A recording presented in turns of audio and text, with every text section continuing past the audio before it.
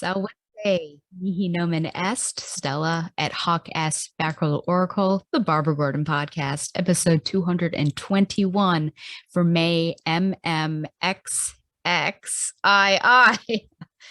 Whew. Batgirl the Oracle is brought to you by MileHighComics.com, your new and collectible comic book store. Mile High Comics has an inventory of over 5 million comics from the gold, silver, bronze, and modern age, and over 100,000 trade paperbacks. If you're not into the vintage stock, Mile High Comics also has a subscription service called the New Issue Comics Express, offering a discounted price for comics ready to hit the shelves. So if you're looking for vintage back issues or a great modern subscription service, be sure to check out milehighcomics.com. I'm realizing with that intro, some of my words were blending together, the sounds were blending, and so perhaps it's good to do some vocal warm-ups if you're going to podcast in the morning, or else just talking straight off is not going to be very good. Hey, happy May. It's the end of May, actually. It took me a very long time to sit down and do this. I think I was hitting some podcast fatigue, and now we're just getting to some procrastination, which is awful, but I just wanted some time to not have anything to do. And so sometimes life gets in the way. And now here we are. It's not the 9th hour, but it's getting, or the 11th, but it is getting pretty close. Happy equal pay. Part of that is, you notice I have for those who are watching anyways, I have a new haircut, which, I've been talking about that faux hawk. I'm like, this is the summer to do it. Kind of my last summer to be, I think, freewheeling before maybe I get, an adult job, a professional job that I care about and I'm passionate about. So I'm finally going to do it. And then my stylist said, how about a little color, for free? And I thought, okay. And she's listing out the things. And I said, do you have purple? And she had a purple light color, but it's basically purple, but it worked out because, Megan Rapinoe, one of the figureheads of the equal pay. So yes, U.S. women's national team finally getting that court decision to go their way. And funnily enough, with this hair color, I was asking her like, oh, is it going to look weird if I style it any other way than up? She said, what are you talking about? It's just a day. So it's been a week now and it's still in there. This is what happened last time. She said it was a washout and then it was there for months or weeks at least. So, oh well. Shout out to Ben, aka Spoiler Kid, for graduating high school and early. He's a smart cookie. So congratulations to him and good luck on Bona Fortuna on your future journey in university. It's super exciting. And is there anything else before I get into kind of the big talk of NYC? Actually, there is one other thing.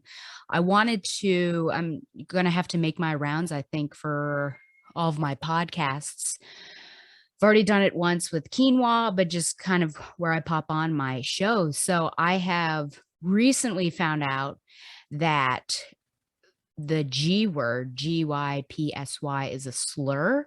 And I did not know that. I use it pretty freely. I've used it in the past. I, of course, use it frequently, or at least on 3 episodes that I can think of My Dear Reader. And so when I had been watching a video by Princess Weeks on YouTube, and she talked about that being a slur, and someone in the chat had said, when was that? And she said, for forever. I thought, oh my gosh, I have been using this and I had no idea. And it's one of those that just like feels differently, because I feel like there are so many racial or nationalist slurs or religious slurs that when it's coming off the tip of your tongue, in your heart that it's bad. But whenever I said it, like, I've never thought that. I never had the intent of doing that. I think they're a really cool group of people. So generally, you've got the Romani, but that's hard to use because not all of them are Romani. So I'll just have to figure out, I think, a better term to use. But it's just crazy because in Jane Eyre, Charlotte's using it freely to talk about, just in that certain scene, right? And then you've got the G woman, and I've already admitted frequently that I find that scene to be really fun, even though I know how culturally problematic it is. But I just like that Rochester is a complete troll to especially Blanche, but all these other women. And one of my guests came on and had used that as well, and then in the manga that I just covered on the previous, is in there, and I was saying it, so I'm very sorry.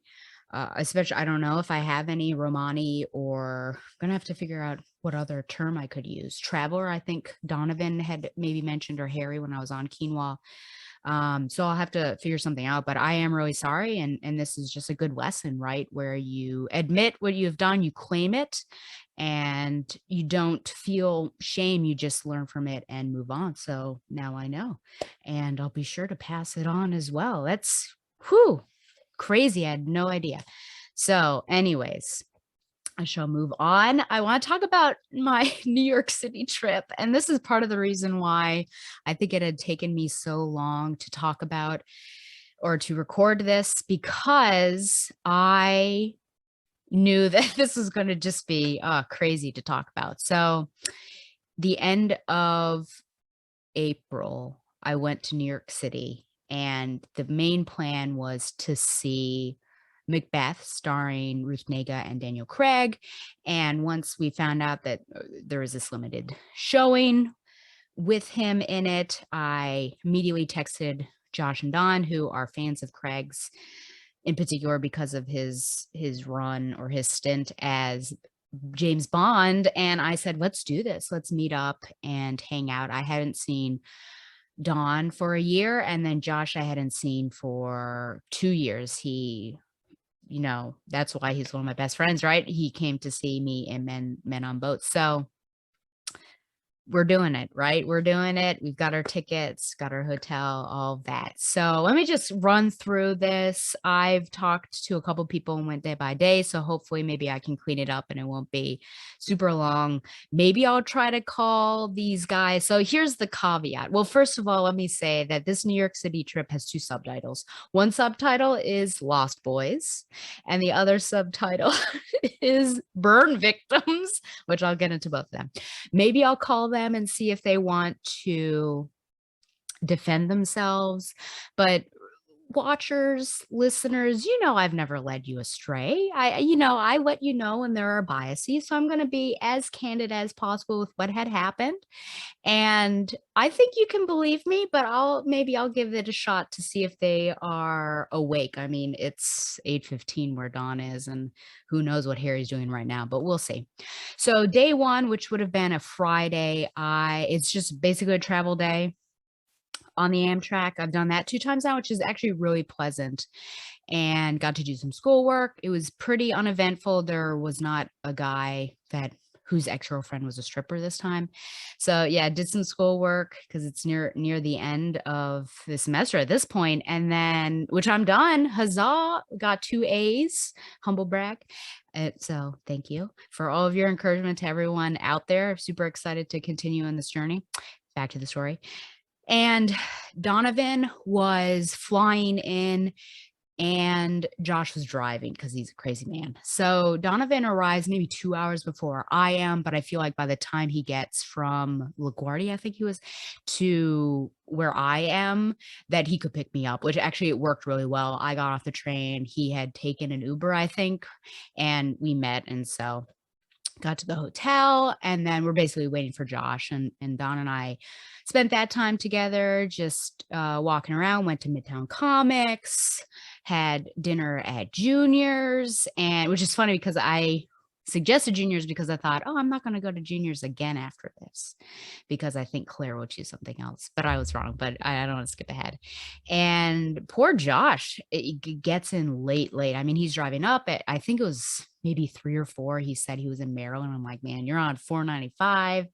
I don't think you know how long it's going to be. So yeah, he was certainly wasted in the sense of travel wasted by the time he got there, but that was fun. But yeah, not too much happened. So Saturday is the day of the show, and really the only time that I'm very strict about when we do something is with shows. And so I'm just, freewheeling, but hey, I'd like to get to the theater at 1:30, which is usually when they open doors, and just get ready so there's no stress. So breakfast, hanging out, I know we went to Book Off, which is just a crazy miscellaneous store that has, yeah, absolutely tons of books. Got manga. It in the basement. The whole level is manga, Japanese and English. It has all sorts of miscellaneous pop culture items like action figures and Pop Funko. You've got vintage video games, music, all of this is crazy. And we spent the majority of time there and then ended up, I don't think there was anything before that, and then ended up going to the show. And the show was really interesting. You know, you go into a Shakespeare, and Shakespeare has been adapted in so many different ways, so many different times. So you're kind of wondering what's going to happen. And this one is, I would say, pretty minimalist. The set was definitely minimalist. You've got the three witches basically on stage, which some people, there was someone next to me that said, oh, stagehands, because they were making the stew. But actually, those were the witches. They were on 15 minutes before curtain maybe and actively making the stew and everything they made. There was even this really weird concoction. This woman came out with like this blender, like a human-sized blender pole, and was doing it, and then Daniel Craig drinks it. So everything that was made on stage, people ended up eating, and even at the end, a huge stew, which I guess was stewing, I don't know, for the entire play, everyone eats at the very end. But like I said, yeah, so pretty minimalist. And I think Daniel Craig, who has such a persona, is pretty charismatic. I think his Macbeth is probably the most charismatic and laid back that I have seen. And, you know, even the first scene that you see him and Banquo, like kind of joking around, like, who are these hags and that sort of thing. And that was interesting because I've never seen that before, but it balanced out, I think, the seriousness of Ruth Nega's Lady Macbeth and how she is also her ambition and maybe her ratcheting up her emotion, whereas he's like even keel. So both of those certainly balance out. And of course, at the end, he is getting kind of crazy as well. I like how it was a diverse cast in terms of race and gender. Banquo was a woman. Now I've forgotten her name, but she was Persephone in Hades Town. Sorry, the poster's right behind me. And they changed it. So it's not like, hey, we're pretending that Banquo is a man. No, they changed those pronouns. And Malcolm, the son of the king that is slain, was an actor on Orange is the New Black and used they them pronouns. So they used they them pronouns. And then instead of saying king at the very end, said, what did they say? Now it's been a little while. It was like crowned highness. It was something else that was basically genderless, right? Which I thought was really cool, just changing that up. So I'm trying to think of anything else. And then at the very end, you know, after everything, the actors come out, and even the dead ones, they all sit down, and one of the witches who also played one of the sons that gets slain, she begins singing and also passing out these bowls of soup. And so the actors are, you know, just fellowshipping together. And I think the song was about, if I remember correctly, you know, knowing knowing what I do now, would I have behaved as I did back then, kind of thing. But I thought that was just a unique ending. And they did cut some things because I had recently reread Macbeth right before, and so they cut out another one of the sons, so it was really just Malcolm. And I was ready for one of the lines that says, "What, you egg?" As in like young child, and that didn't happen. So they did potentially to condense or at least make it more, I don't know, palatable for maybe audiences who are coming for Daniel Craig but are not coming for Shakespeare. I was coming for both because Macbeth is probably my second favorite after Julius Caesar. And annoyingly, there was someone right in front of me that was taking photos during the performance, zooming in on Craig. And so no flash, but you know, you see I guess the backlight, and that's just obnoxious. I should have done something in intermission and said, hey, watch this person, but I didn't. So I regret doing that. Okay. So that was Saturday, and then we split off. Josh wanted to go see the Office musical parody, and I'm not really a fan of The Office, so I was like, I wanna go see something else." And Dawn accompanied, and then Harry was going to this is the first part of Lost Boys. Harry was going to meet up with them, but he was not sure where the theater was.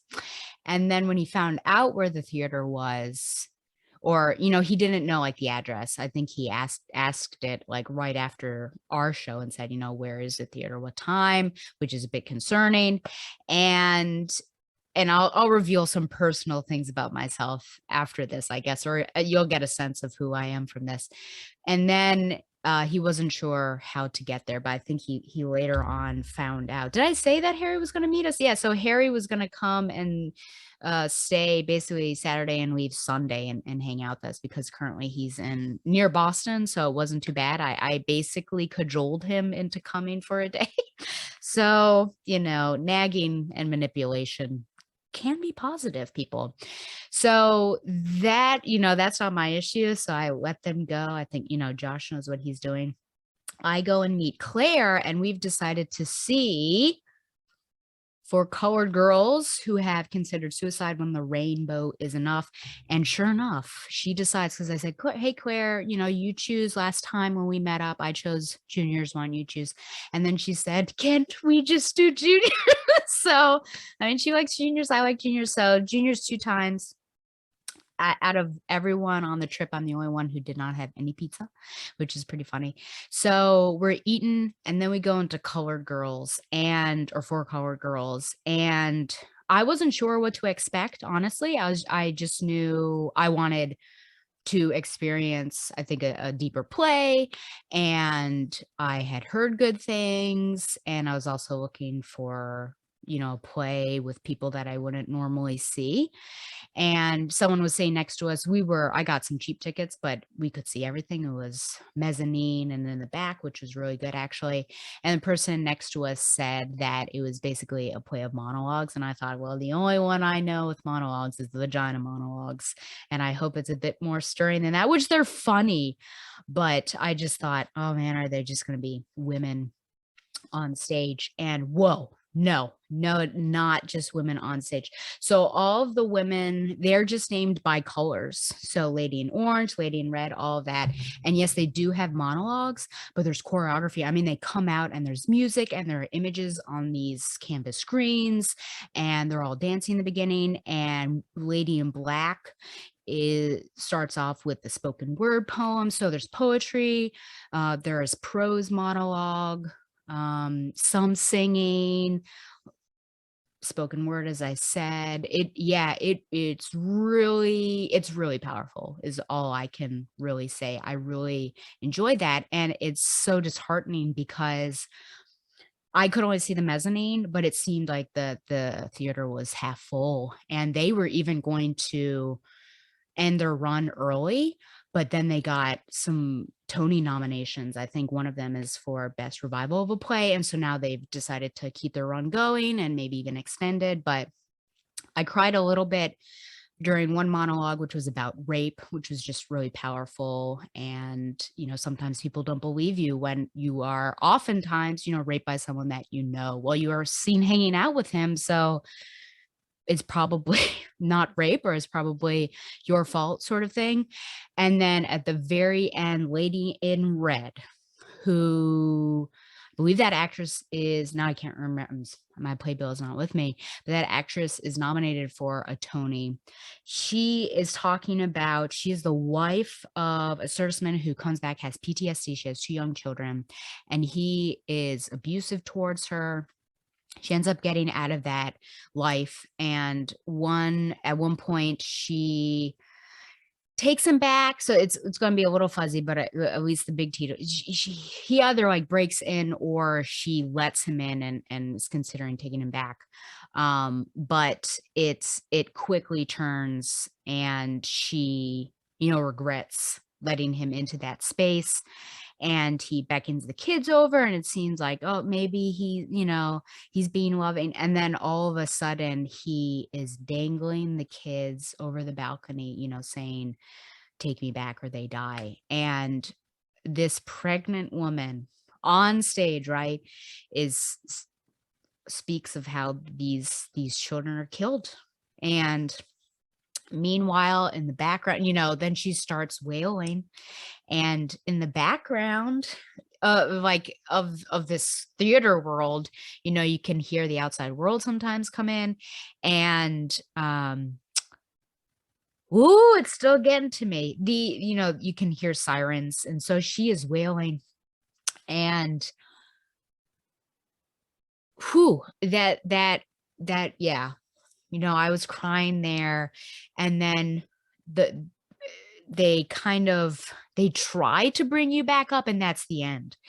And that was unsettling, I guess, is the only thing I can say, because it was this intense emotional moment, this low, and then you go up a bit, they try to pull you out of it, and then the play ends. And I had thought that the play was going to end when there was singing about loving themselves, loving ourselves, right, and for different reasons, but no. And it was just really,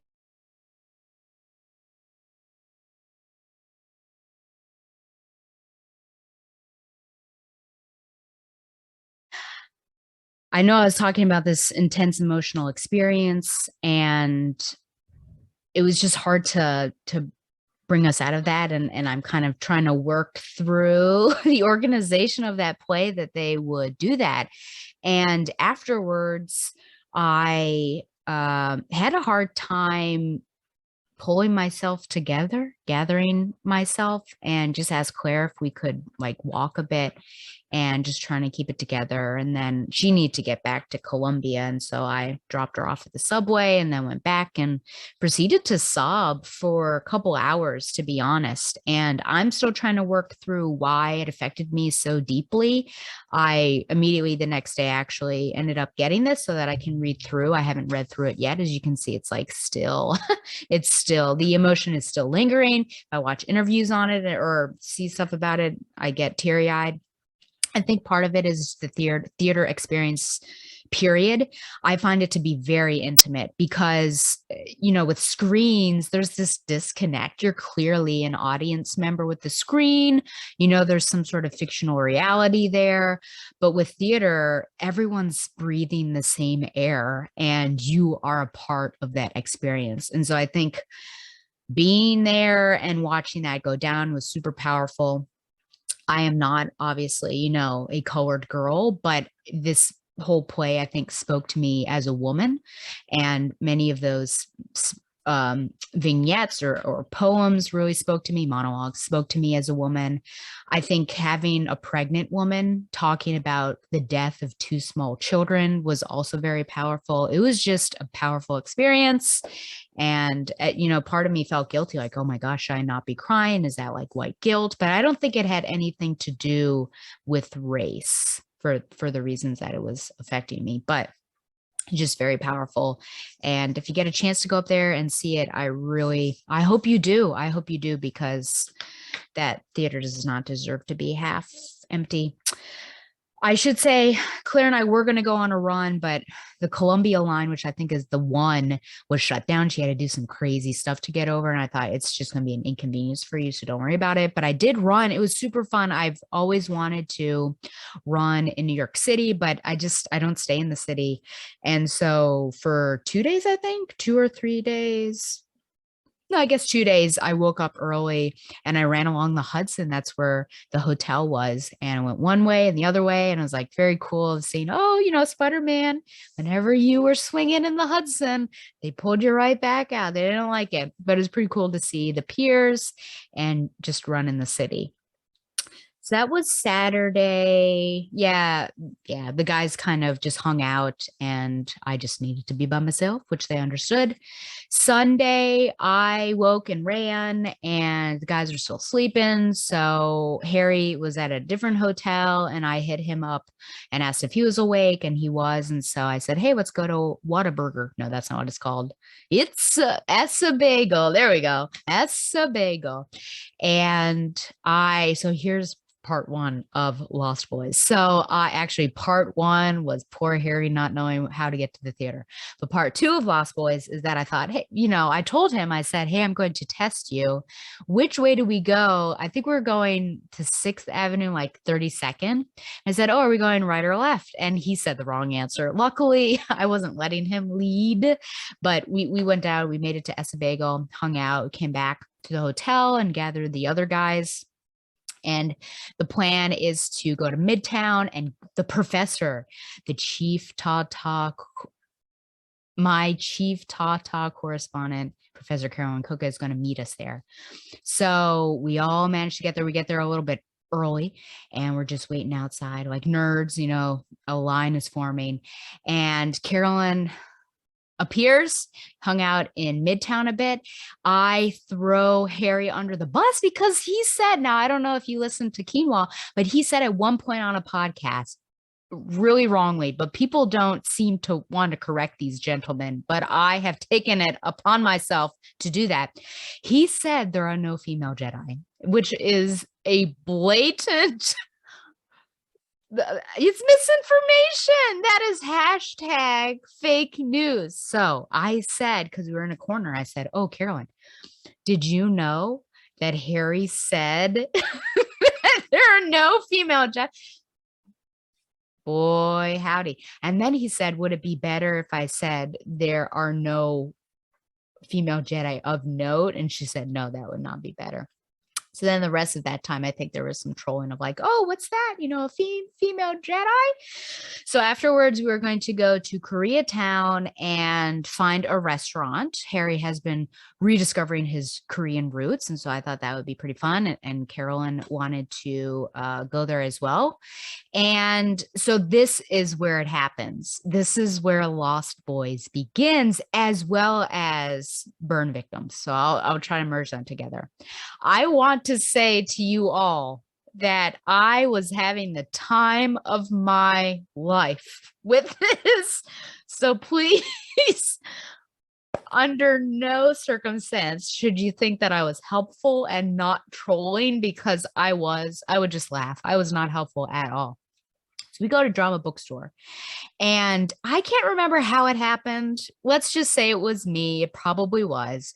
But I decided that Harry should get us to Koreatown, to where he wanted to go, or just Koreatown in general, and we'll figure it out. So now he's in the middle of Drama Bookstore, which another place you should visit if you go to New York City. He's on his phone. And Carolyn's right next to me. And I'm like, oh, Taurus, am I right? Because he's on his phone. And then she starts talking about some things, like, yeah. And then she points to Donovan and basically says, like, look at this guy, dude. Because Donovan's up taking pictures of the sculpture, taking a picture of the books. And she says, does he not have books where he comes from? So listen. You may think that she is a stern professor with no sense of humor, but that is not her. She always astounds me with the things that she comes out. Now, I don't want you to think that the guys were the only victims in this. I too was burned by the professor. She saw my suitcase and was like, are you here for a week? Which, funnily enough, someone at the Amtrak station also said, but listen, I needed different clothing depending on the weather, the temperature. I had some shoes depending on the outfit. And then, of course, my running gear. So whatever. But she got her burns in on me as well. I can't remember all of them, but the guys, I certainly do. So we start off, Harry's our navigator, and we quickly get lost. And part of the reason, because I know Harry will say this, he'll say it if I end up calling them. Part of the reason is that we did have to go back to the hotel to get his stuff so that he could leave directly afterwards. And then we got kind of turned around. So we got lost. Okay. I'll say we're in a group. Okay. I know exactly where to go. Again, am I being helpful? Absolutely not. This is great. This is good learning for men, is just put them in the wild and have them figure it out. Meanwhile, Carolyn is right next to me, and I turned to her at one point and say, hey, how are you doing? And she said, I'm struggling not to take control of the situation. And that just cracks me up. I'm like, this is just how, this is how I normally am, like very taking control of the situation. This is where we need to go. That's my thing. So I'm just kind of letting it go and laughing about it. I told her at one point, listen, because I think she may have changed some of her opinions of me with some of the things that go on, because I do have a rule, which you guys can tell me if this is ridiculous or not, but I do have a rule that if we are dining together, that we're not allowed to be on our phones, just because we don't see each other that often. Let's not be on our phones, let's engage with each other. And so she wonders why I think I have this hold on them, why they listen to me. But hey, they do listen to me. I think it's good. It's not like I'm telling them to take drugs. I'm telling them, hey, put your phones down. So at one point I did turn to her and I say, hey, listen, you know how Babs is with Cass and Steph? Just think of me as Barbara Gordon, and these, these guys are Steph and Cass. And she starts cracking up at that. So we're lost still, and we end up in front of the train station, which is pretty funny.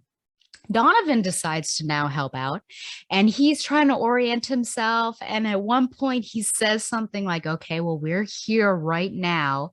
And the way he said it was like so existential that even Carolyn said something like, wow, that's really deep.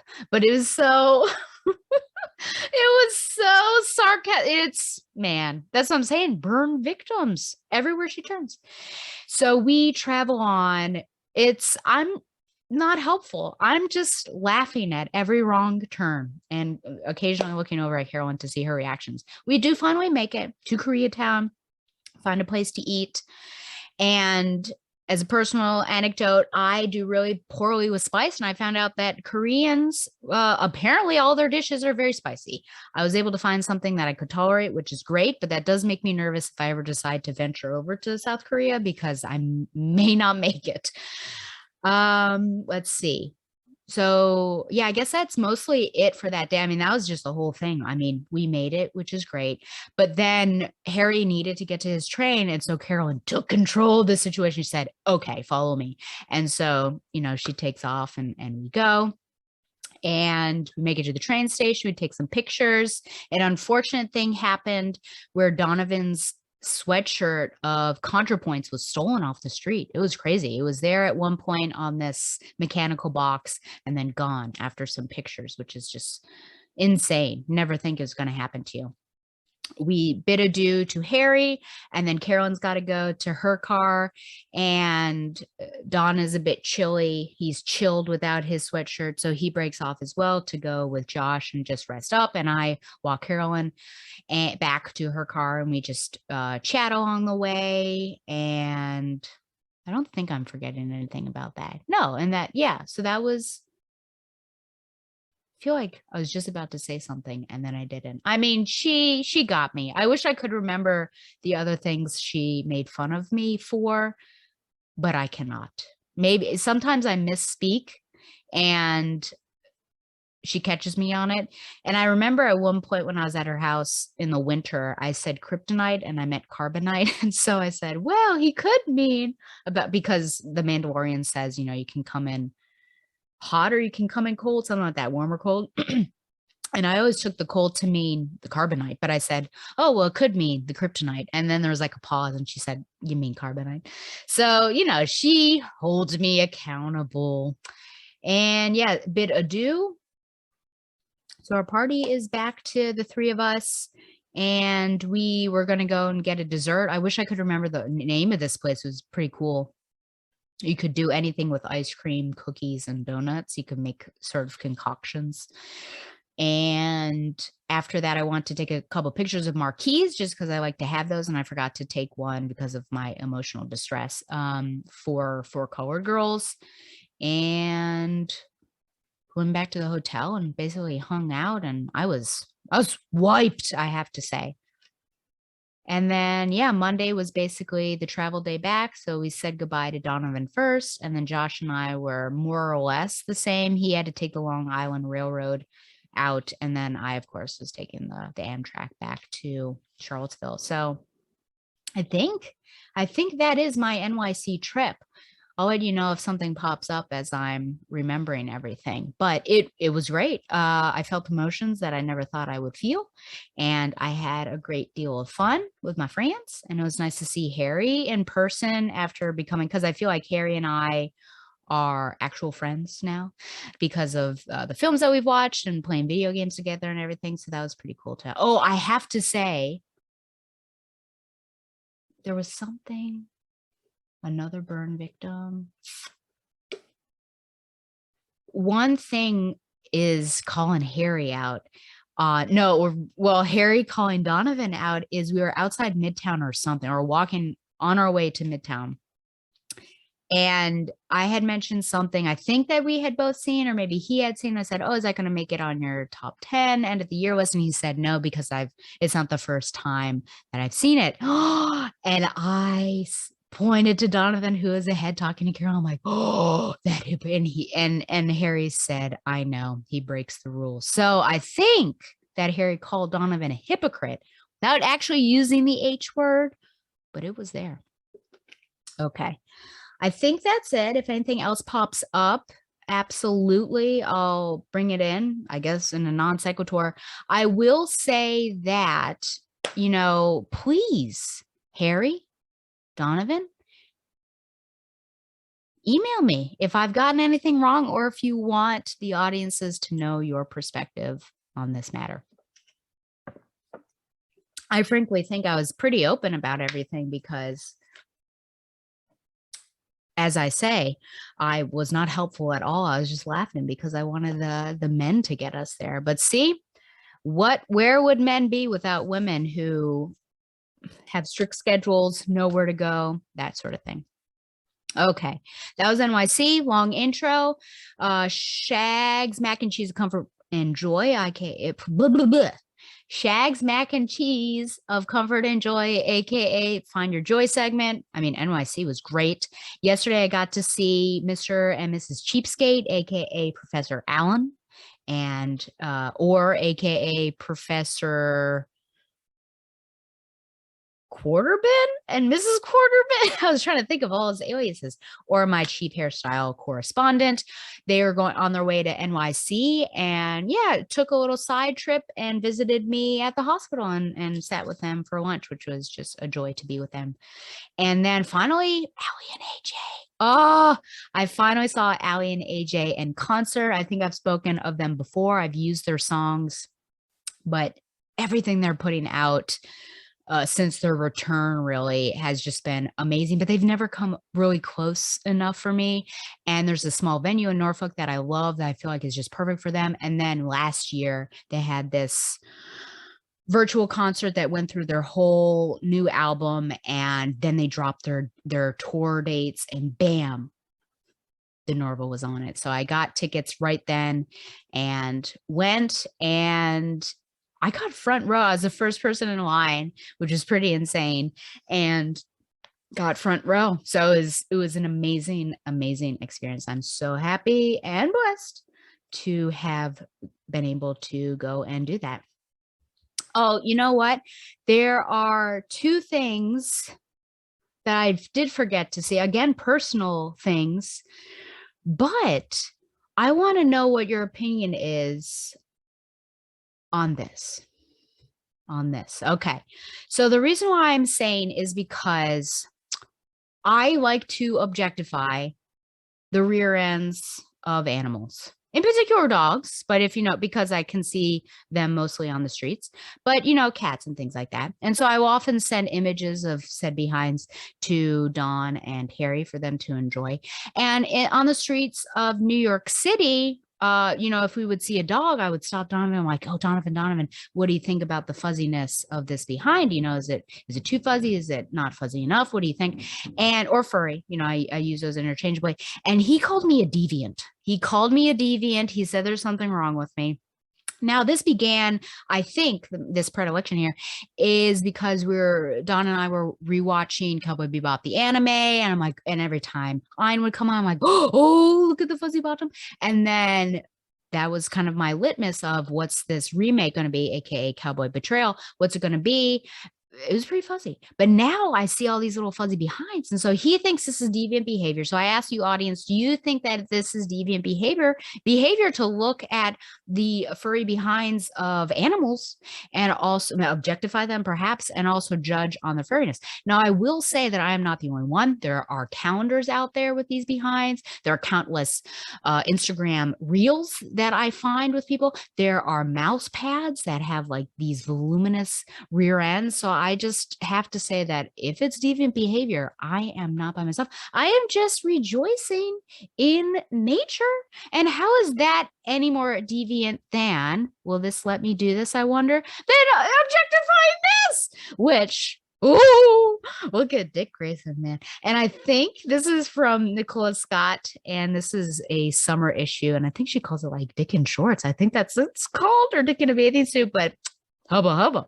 Donovan was absolutely right that everyone well, I think I said this, but I am definitely, along with Babs, Nightwing. What is my orientation? Nightwing sexual. That's what it is. As I think everyone should be. But anyways, you let me know. What do you think? Is this deviant behavior? Do I need assistance, or do you also feel like fuzzy bottoms, even pantaloons? People like the pantaloons. The pant legs on the animals. You let me know. Okay, now let's get into business, as they say on the Moulin. I was going to say the Moulin Rouge. We have 4 issues of Batgirl. Here's hoping my internet holds out for all 4 of these. That is not what I'm wanting. I think the other issue with me taking so long to record this is that I just got startled by the image that appeared, is that, you know, I just wasn't very excited about what I was reading, unfortunately. Okay. And we'll try to, of course, keep the screen going. This is sometimes troublesome. So we're doing 37 through 40.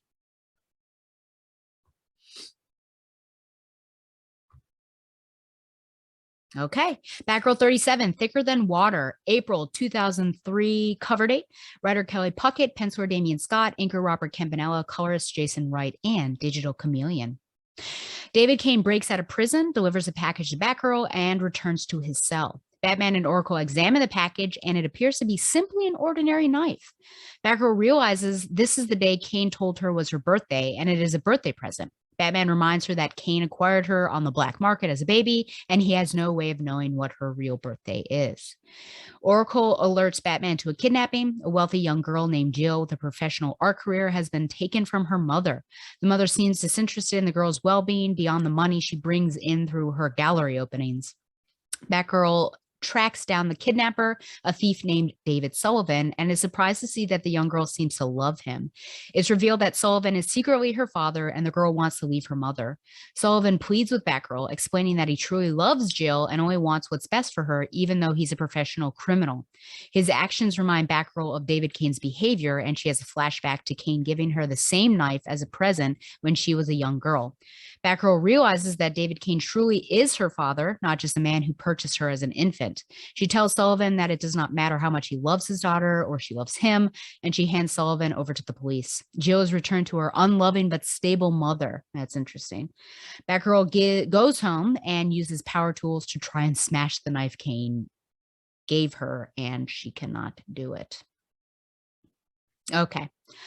So cover wise is very interesting. We got girl interrupted. When it popped up, I was like, whoa, if the squint test is the boobs. So that's very interesting, but you can't really tell anything about the actual story from this particular cover. I have to say, I'm even trying to figure out where she is. She's clearly on a grate of some sort, but I don't know.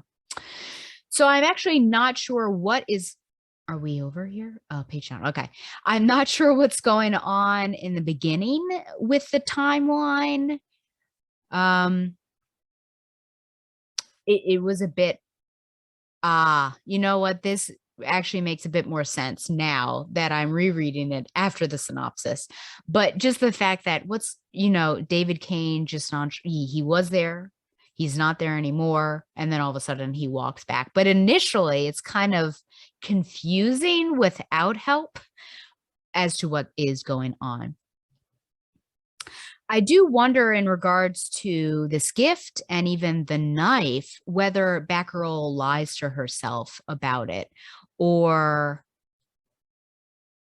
it is just a memory that comes later.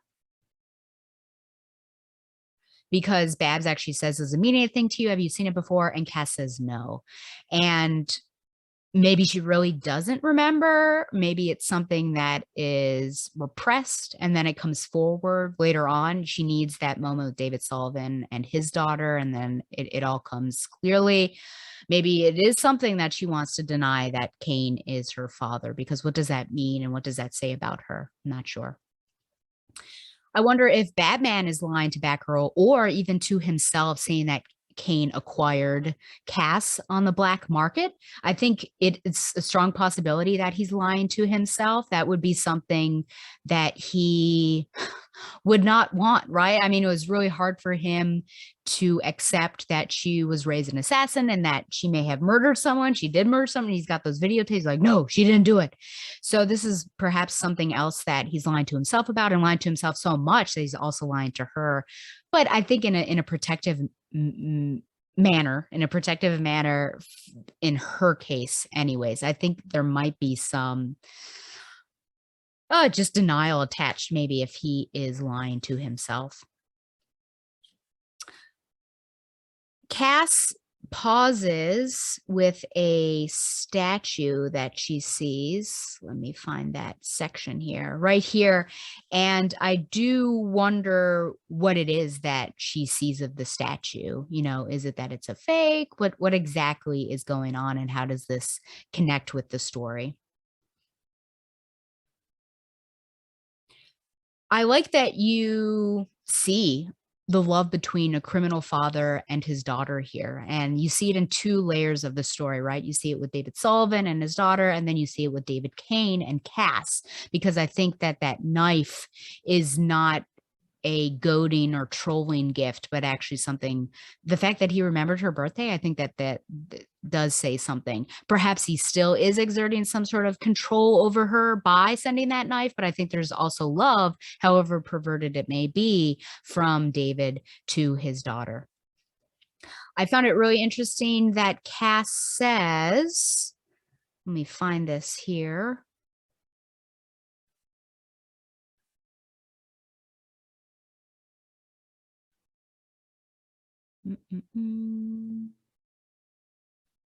She says it doesn't matter. I'm just trying to find. Oh, yeah. Okay. So she's holding on to David. He had fallen from the roof. And he says, I'm a thief. It's all I know, but I love my daughter more than anything. And she loves me. And he even before had said her mother doesn't love her. And Cass says, I know. And then she says, I know again. It doesn't matter. Does it really not matter? Because he still needs to go to jail, and that's because them's the rules. It's crazy. Now remember the definition of a detective from what we've learned from Batman, as well as this story, this comic book, right? Is that this whole thing could have been prevented, but the prevention here is for the little girl never to have been born and thus been used by the mother. So again, Cass is failing. And this is just really interesting. The fact that Cass, like seeing all of this transpire, she ends up giving him over to the police and bringing that girl back to someone that is using her and doesn't love her. I find this really intriguing. And I feel like Cass, of all people, perhaps would not have made this choice. I feel like we've seen other characters in the past that have kind of gone the emotional route rather than the moral or ethical route. And there was that story earlier on, wasn't it? Didn't I have a guest? Yeah, didn't I have Brian Q. Miller on where we talked about that little boy and his father?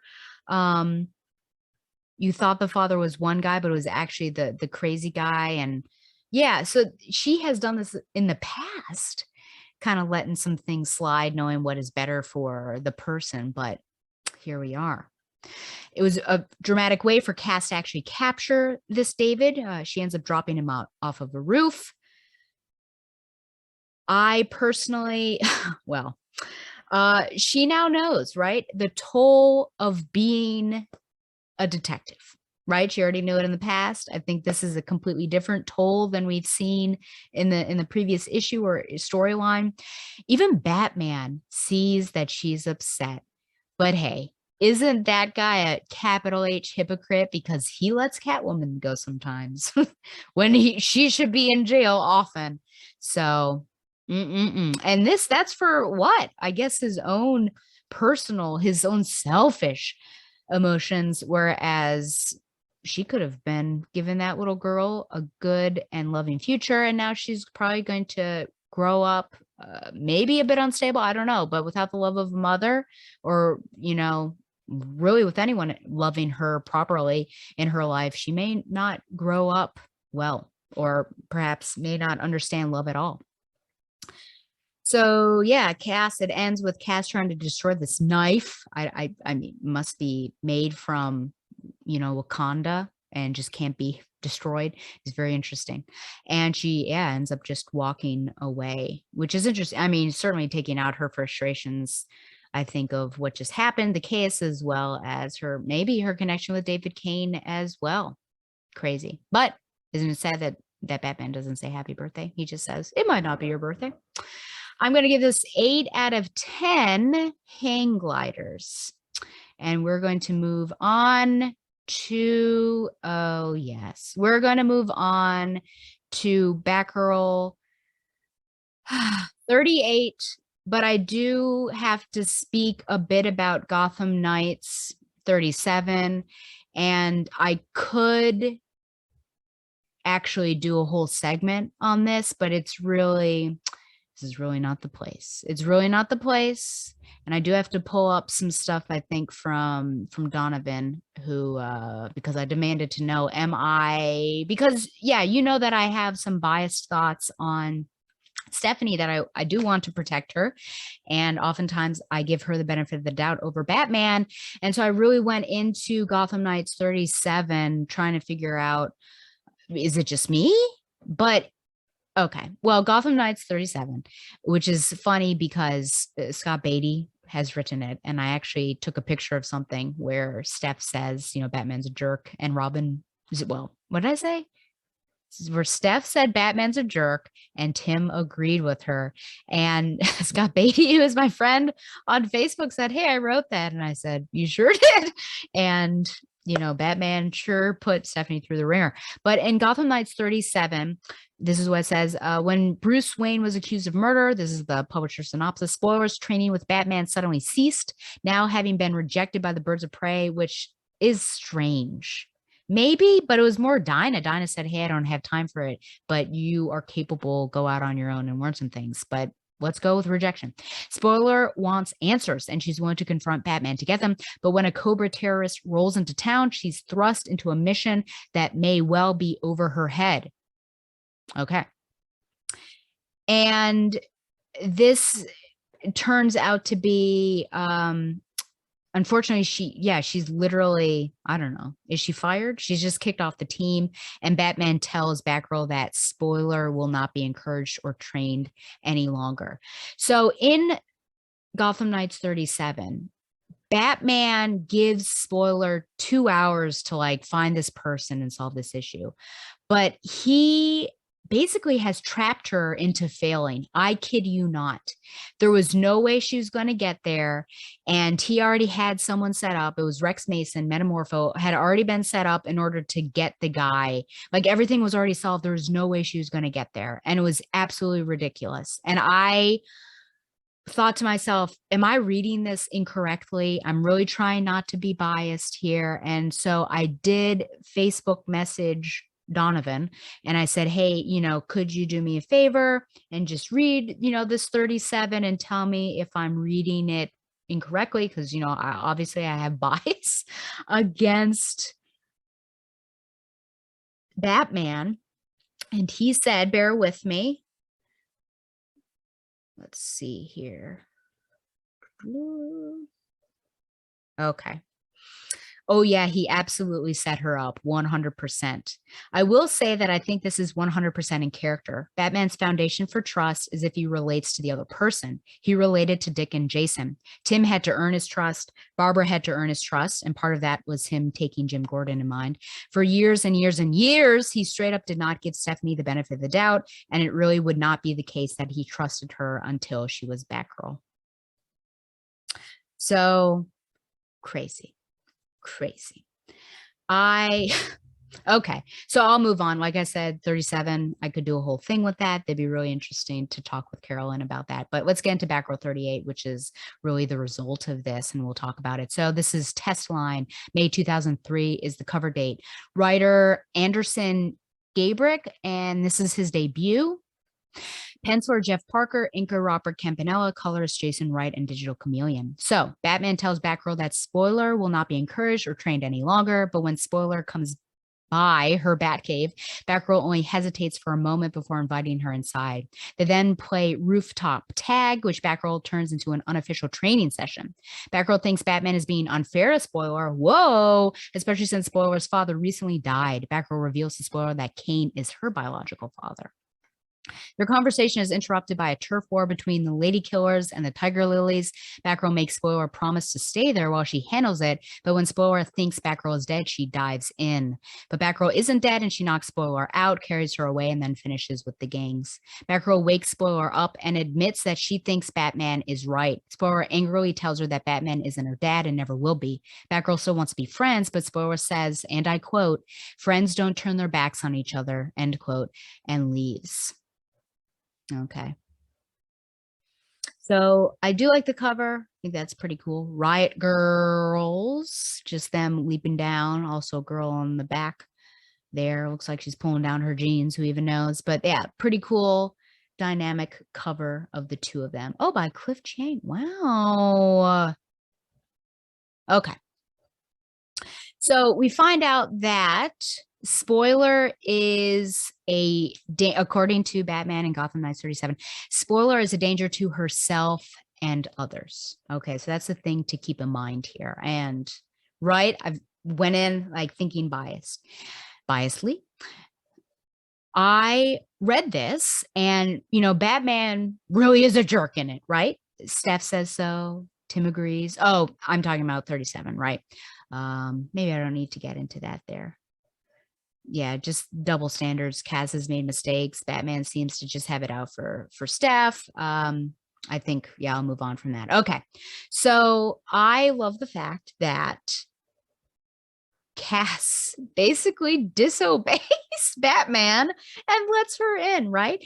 Even saying that that it's not fair, right? That he is not fair, which I thought was great. And Steph, they had this fun relationship and then they kind of separated, and now to see them come back together was a lot of, there were some great emotions there. So then having some fun, the training session, of course.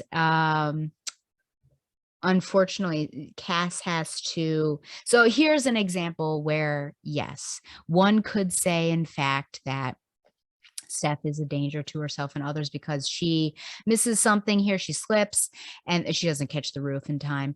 And then Cass has to save her. So, okay.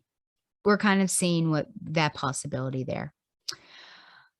I like that there is training because that was initially one of the reasons why Steph wanted to hang out with Cass, is because she knew she could learn from her. And honestly, I think it's really great to have female camaraderie and a female learning from a female, especially in this particular, masculine driven family. So they're sitting on this rooftop and having this conversation. I thought it was pretty funny that even Steph knew Kane was Cass's father. So Stephanie knows, but Batman is denying it still. That's why I think he's lying to himself.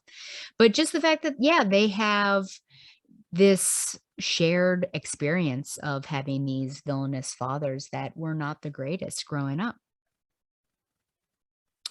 Steph talks about giving her baby up for adoption and relating that to wishing that she, in fact, were also adopted, which I think is really powerful. Cass wonders if this is Robin's, which was really funny. And then she considers the fact that she's never been kissed. And to be honest, I am actually surprised that Cass even knows about the pelvic affiliation, aka sex. But I guess she does. I don't know who would have. Barbara? I don't know. Has Barbara taught her about such things? What actually? Who talked to Cass about menstruation? Who would have been there? She was on her own probably at that point in time. Golly, to be a young woman on the streets and all of a sudden you start bleeding for the first time. I wonder, that's a good question. And I would like to know. I don't know who could tell me though. Okay. So there's this fight. Now we're getting into it, right? We've got this gang war. Cass says, no, you need to stay, which is not the first time that she's done this to Steph. And then, yeah, Cass, it looks like she's out of the fight. And so Steph wants to go and help her. And it gets into she's doing okay. But then, yeah, you were outnumbered initially with Cass. And now Steph is outnumbered. And Cass has to save her. And she does that whole thing which is not the first time again, right? Where she knocks her out to take her out of the fight, and then swoops away and then goes back and finishes the job. So some of those times were funny, right? When she knocked her out and did that. And now it's like, man, you can't let like no one can learn from their experiences. And yes, we're in a lethal experience, but you can't keep knocking somebody out. I mean, to relate that to the real world, I guess I could relate to my hospital job. If you never allowed me to, I don't know, lift a patient, then I'm never going to learn how.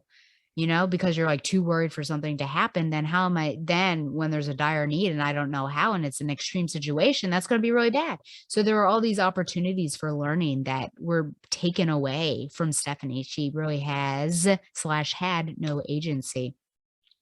And, yeah. So she's upset. I can understand being upset. She says, you think he's right, don't you? And Cass says, yes. And, oh, she said, he's not your dad, from Batman to Cass. Like, you don't have to listen to him. But yeah, friends don't turn their backs on each other, which is, yeah, it was just very powerful. So then there's obviously, Steph is feeling betrayed here. I think there could be more direct training.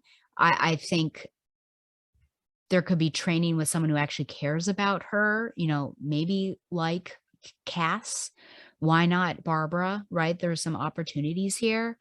So if we look at it really literally, yes, she is a danger to herself and others. She goes down in the thick of things because she is trying to help Cass out, and she gets herself in trouble and then kind of getting in the way. Well, I guess in this sense, getting in the way that Cass has to worry about her. So it's a danger to her potentially. So literally, yes, Batman is correct. But I just don't know how you do this, how do you get out of that? How do you get out of being a danger to yourself and others when no one's giving you the chance to train and no one's training you or teaching you? They're just brushing you off. I don't understand that at all. And of all the people, Cass could have been the one. And also it doesn't motivation doesn't matter. Or yeah, motivation doesn't matter because she saw that Cass was in trouble and Steph did what any person would do, right? Who has any bit of training. She went to go help her. A question would be actually because Cass was under that dog pile, and when Steph came in, she distracted some people. Had she not done that, would Cass actually have been in trouble? And we'll never know. So yeah, just super, super unfun. I think it was a strong story in terms of emotion and some of the discussions they had. So I'm going to give it an 8 out of 10 betrayals. And so now we're going to get into these last two, which I find a bit ridiculous. Maybe I'll like them a bit more as I'm talking. But we are going to do Batgirl 39 and Batgirl 40, which is a nice little arc. Already I'm looking at this cover and thinking, boy, is that ridiculous. Okay, and here's hoping for a sec that you can see everything, but here we go. So presenting an all new Batgirl question mark. Yeah, look at this cover. Kind of ridiculous where you've got Batgirl clearly confused and there's a bikini there and it looked like it was a gift from somebody. And you can tell it's on a boat. So at least you can tell what this story is about. Okay, Batgirl 39, Black Wind, June 2003. Writer Dylan Horrocks, writer of Hicksville. Pentor Adrian Seabar, inker Andy Owens, colorist Jason Wright, and digital chameleon. Batgirl takes down a group of terrorists in Gotham City. Their leader introduces himself as a metahuman named Black Wind, who is able to easily block her attacks. Black Wind tells Batgirl that she is magnificent, and he would give anything to see her face. Batgirl is confused by this, and she allows Black Wind's group to escape. Later in Gotham Clock Tower, Batman chastises Batgirl for letting them go. Batgirl simply says that he wouldn't fight. Oracle does research and learns that Black Wind is part of an anti-government faction called the Sakuri Lions in Tarakstan. The Sakuri, I wonder if it's Sakuri Lions are in Gotham pursuing Vilam Namali, one of Tarakstan's wealthiest business tycoons. Batgirl apologizes for letting them go and leaves to work out in the Hollow Room. Oracle reprimands Batman for being so hard on Batgirl, aka a jerk, and insists that the girl needs a vacation. Batman says that Batgirl is hiding something from them about her encounter with Black Wind.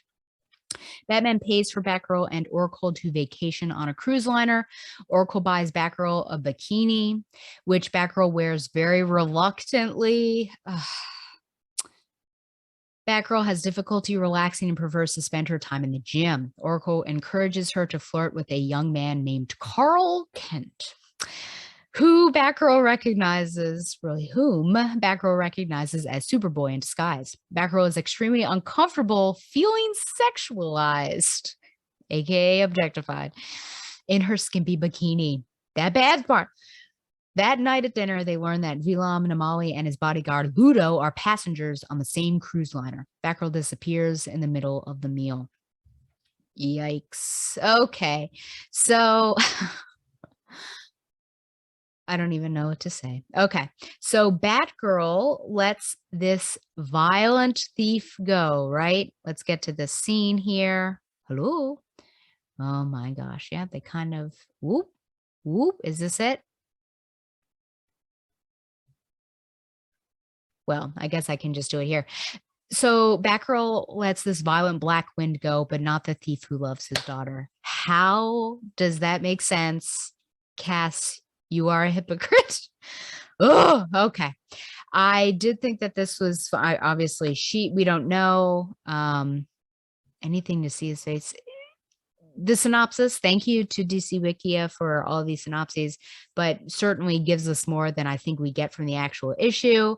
But it does, I would also intuit that she is uncomfortable and that's why she lets him go. But I don't think we really get there until her conversation with Barbara about feeling objectified and like not knowing what that feeling is and why do I feel, a bit squeamy over it. But it's interesting she gets in trouble with that and she doesn't say what he said. And it's interesting that, Bruce and I need to have a talk is basically like, go on, Cass, let mom and dad talk for a bit. It's interesting. We find out here that she is 18. I'm not sure if this is where we worships you. Look at them. What do you see? Yeah, an 18-year-old girl who's out of her depth is what Barbara says. A lonely child with a lot of bad memories and a life full of pain. She needs a break, Bruce, a real holiday with normal people, a chance to do some growing up. Spoiler, though, even though it seems like he's being kind and giving them that vacation, he knew he had ulterior motives because he knew that Black Wind was going to be there. So yeah, it's just pretty interesting that Batman sees something more in the interaction between Black Wind and Cass, and Oracle sees his previous orders not to tussle with a metahuman and a girl who's out of her depth and she just needs a break. So it's the different perspectives and how they're coming together about their shared daughter is really quite interesting. And so they get a cruise. I think that they'd have an argument, which right here about the gym and stop spending time, and here have this skimpy bikini. You'd think that they'd have this argument in the clock tower, but Barbara has somehow already convinced her to get on the boat. So it's a bit late to be like, I don't want to be on this boat. I do wonder what Babs is wearing. So her hair is decent, Professor Allen, but I guess it's just, what is that, off the shoulder dress of some sort, which is very interesting. Why not? Why isn't she wearing a bikini? Why are you forcing a bikini on someone else and you're not willing to wear one? I don't know. You're going to have weird tan lines there, Babs. I knew right away that the quote, even Bruce has a life outside the cave was, a bad example. And let's see here. Trying to find where that was. Look, Cass. Is that right there? Oh, heck. Even Bruce has a life outside the cave. And she says, what is it like? His life. Bad example. Yeah, why would you bring up Bruce? He barely has a life outside the cave. And his life is, I guess, just boozing and schmoozing and sleeping around babes. So is that really the example that you want to set? I don't know why they're not playing regular volleyball. They're using this ginormous ball that could probably take anyone out or give a concussion, which is pretty crazy. I don't know. And then, well, there's Carl. Oh, this bikini. I wish you guys could see, but it is skimpy, scandalous. Cue the the Recess girls when they say that, scandalous. But seriously, I'm wondering why Barbara thought it a good idea to buy that bikini for Cass's first bathing suit. Good heavens. I don't know how Carl, aka Superboy, afforded a ticket on this cruise. Actually, I think we find out later on, but it just does seem a bit suspect. Cass gets the first look at this. I wish you could see. It makes me uncomfortable. But anyways, she gets the first feeling of being sexualized, being objectified, and the male gaze, and she doesn't like it. And hey, why not? I'm just kidding. It's interesting to have a comic character and this type of comic character, who doesn't really deal with boys, have that experience and try to vocalize her feelings on it and what is it and everything.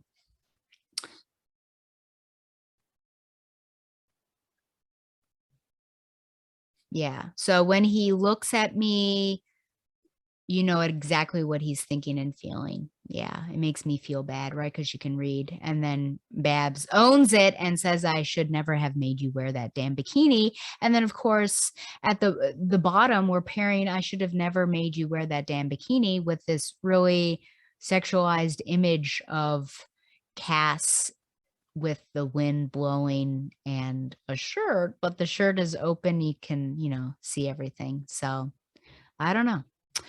At the dinner, it seems like Cass and Cass and Babs are imbibing because Babs orders some expensive champagne. Cass is only 18. I don't know where they are. They in international waters, but that seems irresponsible. Okay. It's kind of weird. I think perhaps the most interesting message is just about the male gaze, for an 18-year-old, and then for an 18-year-old with zero sexual experience or experience with boys, with the exception of Tim Drake and Batman. So yeah, kind of interesting. I don't know. It's kind of more hammy than I would think most Batgirl issues are. I'm giving it a 7 out of 10 scandalous bikinis. I almost wonder if that's too high, and maybe it should be like a 6.5 out of 10 as I'm going through this. So no, I did not like it more. I probably liked it less as I was going through.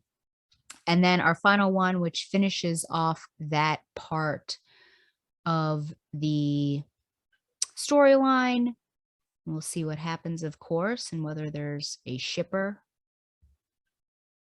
Man, I wonder if I randomly tweeted,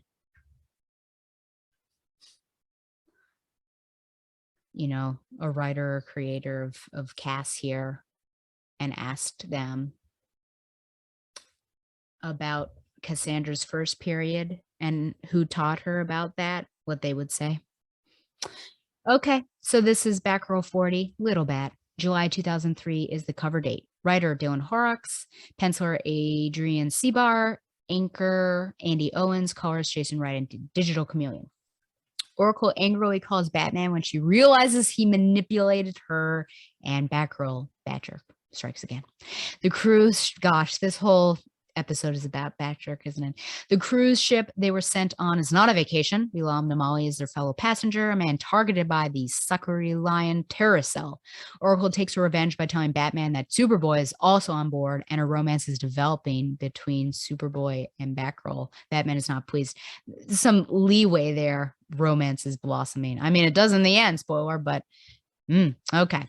Oracle encourages Superboy to flirt with Batgirl. Heavens. Batgirl learns that the terrorist Black Wind is on board, who recognizes her out of costume. They share a moment together in the moonlight. Black Wind does not understand how Batgirl can protect a war criminal like Namali. Batgirl insists that she seeks justice. She's a detective, right? She's trying to prevent things. Black Wind seeks vengeance. Black Wind leaves to hunt down Namali. Batgirl follows him by ripping her fancy dress into a ninja mask. And, the panties are on full display. The Sakari Lions gather the passengers in one room at gunpoint and begin recording Black Wind. Black Wind explains that the Sakari people are peaceful, but they have been oppressed by the Turkestan government for too long. He accuses Namali of slaughtering an entire village to secure the oil underneath and announces Namali's execution.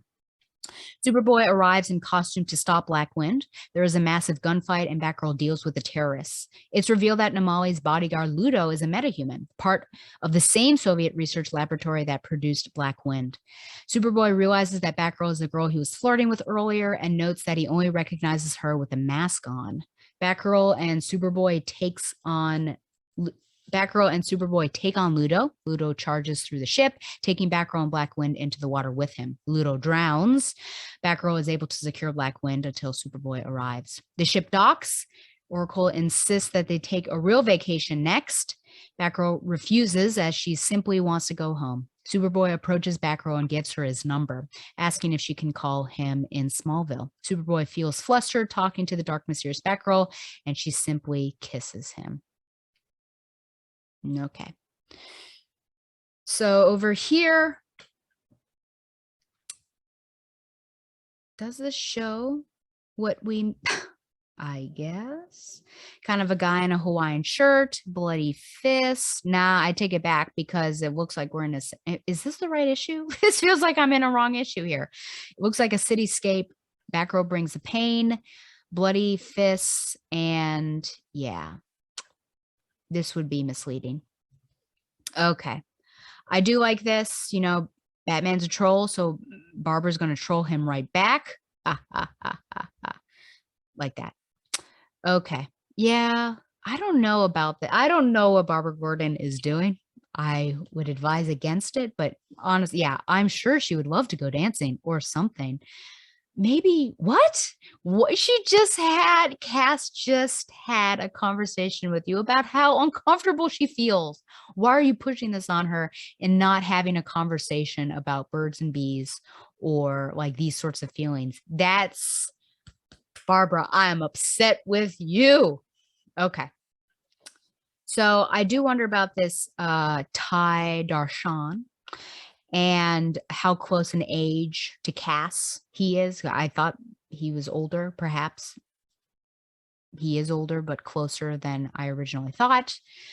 I don't get the impression that he is close to her in age when we first saw him, but now it's like, oh, are they trying to de-age him? So it seems like 18 and 18. It seems okay. I'm not sure.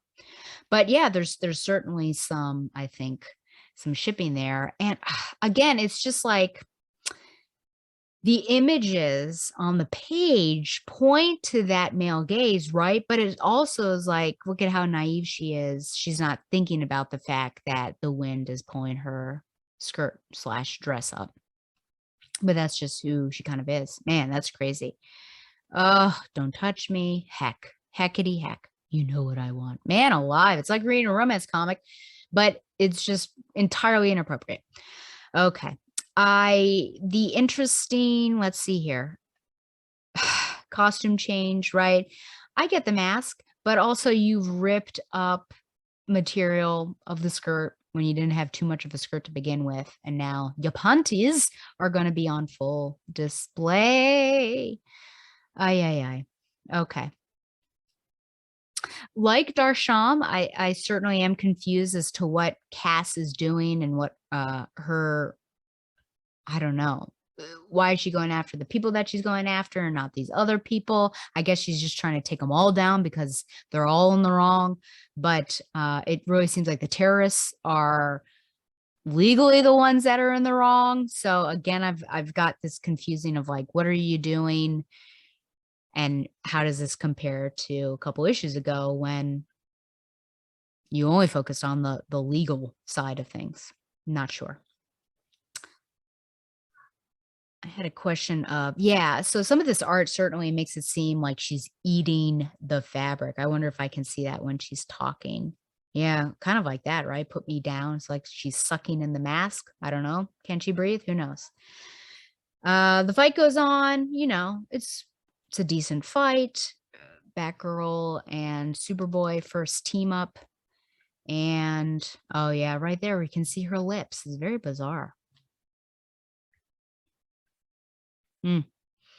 And then yeah, it's fine. I think you can tell that I'm just like not up on like, yes, this is great. It's fine. I think that the fight scene was pretty good. And yeah, no more vacations. I think that is what we have learned. I don't know why she kisses Superboy. It doesn't seem like it's out of attraction, given that she sees Darshan, who's down there, right? She sees him watching her. Plus, since we know that she doesn't have any romantic experiences, she told Steph a couple issues ago, it seems like a violent kiss for a first kiss. I personally would not be grabbing somebody and smooching them if it were the first kiss. And then that's the first kiss. So that's even more strange. And again, Barbara did not instruct her on any of these things. Now it could be an off-panel end, which is what I hate. But yeah. Is there anything else? Yeah. Oh, do we ever really learn why? I guess my previous thought, sorry, a bit scattered. Is she just kissing this guy to be like, you mean nothing to me? I'm going to kiss this person?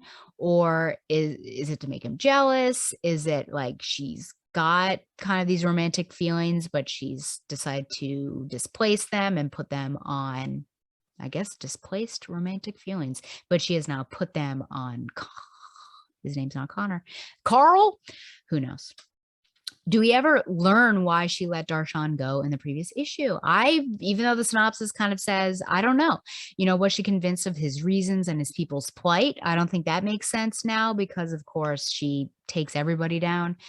Was she put off by a sexual desire and forwardness, and is too flustered to do anything or even understand why she was feeling that way? It seems likely, but I just feel like it's really, the optics are so bad looking at this issue compared to the issue with David Sullivan. I really do not understand.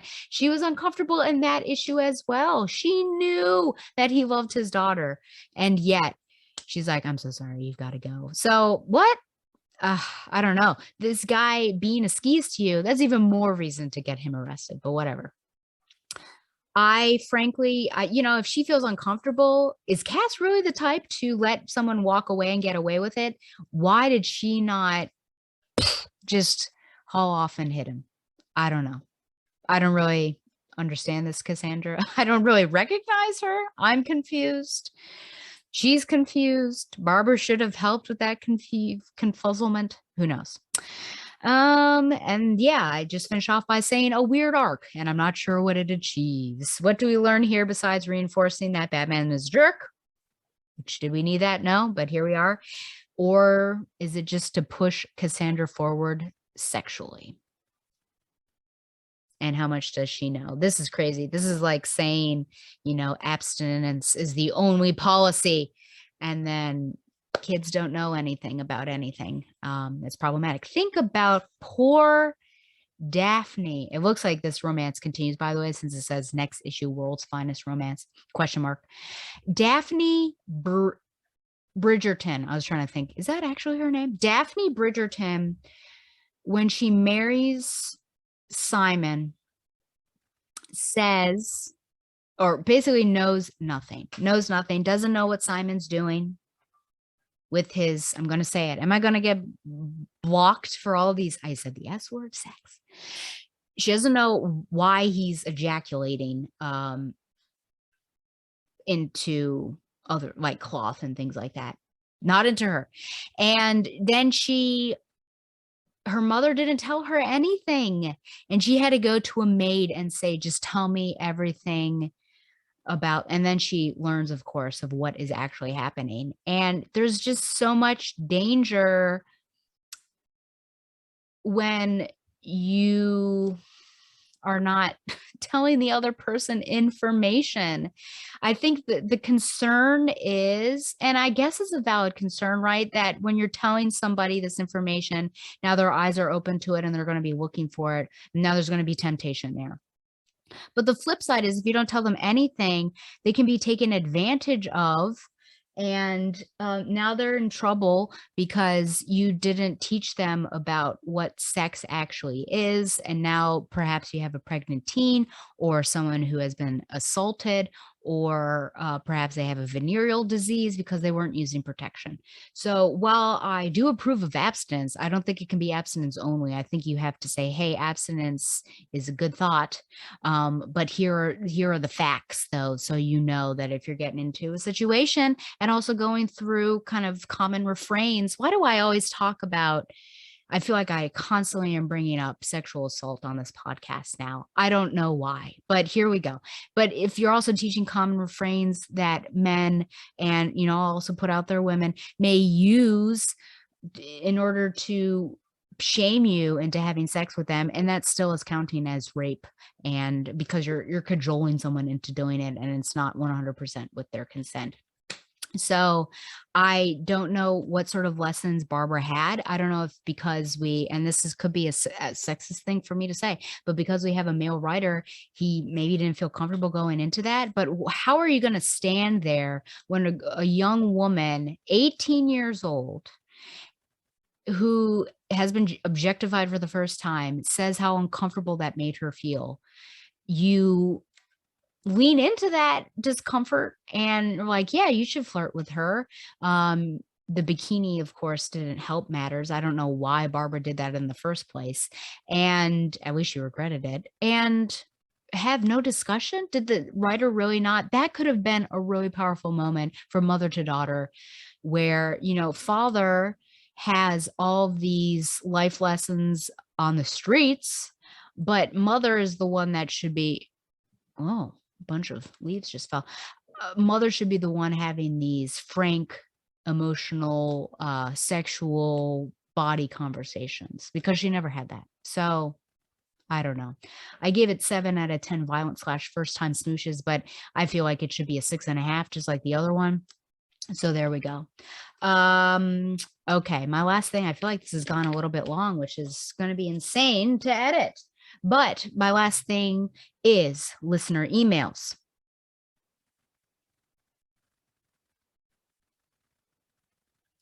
And I believe I just have one from my Earth 2 BFF, Shayna.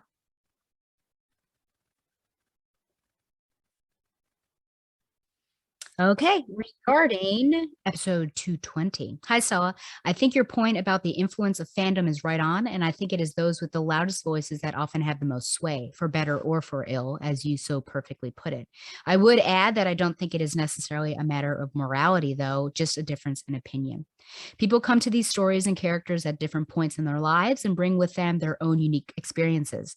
It creates preferences in people. For instance, I think Gail Simone writes the best version of Barbara Gordon, both as Batgirl and Oracle, but I know other people I know other people feel differently. Like you, I don't feel compelled to bully or shame anyone for it, and I think that is because I recognize it as just a difference in opinion and not as a moral stance. Not to mention, at least for me, part of the fun is having these discussions with people whose opinions diverge from my own. And I will echo what you have said here too. I don't think Clunan and Conrad have a wrong interpretation of Stephanie. I just think it is a less informed version, which is why I'm so curious to hear more about their plans for Batgirls.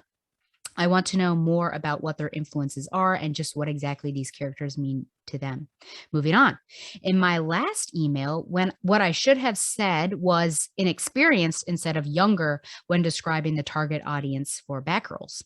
It seems to me that one of the main purposes of the narration boxes is to tell readers how to feel about certain characters and events in the story, a tactic often used when writing to an inexperienced reader who is still learning the ropes of following a story.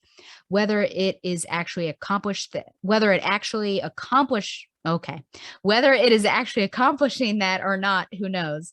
I'm not an inexperienced reader nor inexperienced with these characters, so I can't say one way or the other. Yeah, I can't either. I think that's our issue, of course, is that we have experience with them and we are not objective when it comes to that. And I think that's an interesting point, and that certainly could be true. The unfortunate part is, because I appreciate the training, that goes back to, what I was talking about with Steph. I do wonder when you're doing that, though, you're guiding people on how to think.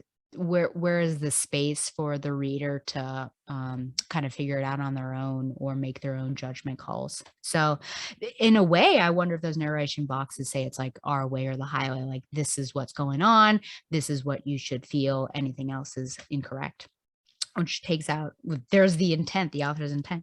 Regardless, I don't think the narration boxes add anything otherwise. Yeah, same. I find myself ignoring them too. I think there might be an attempt for the narration boxes to hotwire a connection between us and the characters, but I'd rather just let the characters themselves show me who they are and develop a connection with them over time. Long-term plotting, a lost art, I know. For example, I don't think the commentary regarding Cass in the zombie movies did anything but annoy me. Why was it necessary for me to know that as the reader? What does that tell me about Cass? By the end of the page, I felt like the narrator was trying to endear me to Cass for a mutual love of zombie movies. I think that scene would have been much more impactful without a novel's worth of narration trying to tell me what to think about in that scene. Though I do have a pretty strong bias against zombies and zombie related pop culture, so maybe I'm not being fair. Well, I know a lot of people who are not about the zombies. I'm okay on the zombies. It depends. I mean, obviously, I've grown to love Resident Evil, and mainly through the characters. I think if I had not met Claire Redfield, I would not love it as much. But and, I've done my Walking Dead, but I don't like the flesh ripping slash eating, the nom nom nomming, and that's the point of the zombies. So it seems very strange, but it's more about like the characters around and the stories and things. I feel like all I have done is be negative. So I will attempt to balance it out by saying that I did love seeing Bab suit up, even though she very poorly chose to suit down before going to Dante's. Agreed. And I also really enjoyed seeing Bab, Steph, and Cass's interactions in issue 5. I'm pretty curious to see what happens next issue and how everything will wrap up. I think this arc will definitely be worth a reread once it is finished. All the best, Shayna. P.S. A Daria reading list would be epic. Yeah. Woo! Yeah, I guess it was last episode I talked about that, but some of them, it's so hard, especially with that animation style, which it's cruder, and I don't mean that to be rude, but just like I think they even, there's criticism on that, and I think the creators know, but I think that's what makes Daria. So if they were to ever update that, which I honestly hope that they don't, I just wouldn't want it to be really posh and clean. It is posh, right? So sometimes the point was, sorry, that sometimes it is difficult to see what she is reading. And so it would be really hard to make that reading list, but definitely Mr. O'Neill's English class, which is insane. They must read,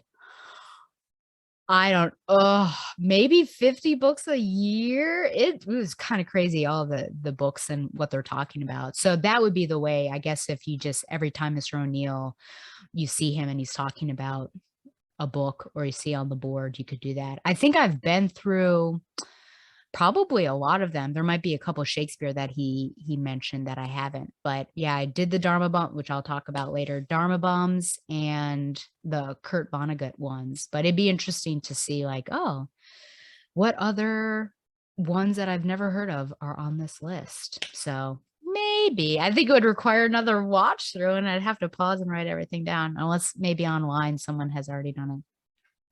Okay, thanks for writing in, Shayna. Remember, if you want to write in, you can just email me at batgirltheoracle@gmail.com, or YouTube comments pop up. And also, if you want to comment on the actual episode on the Batman universe, I should get pings there.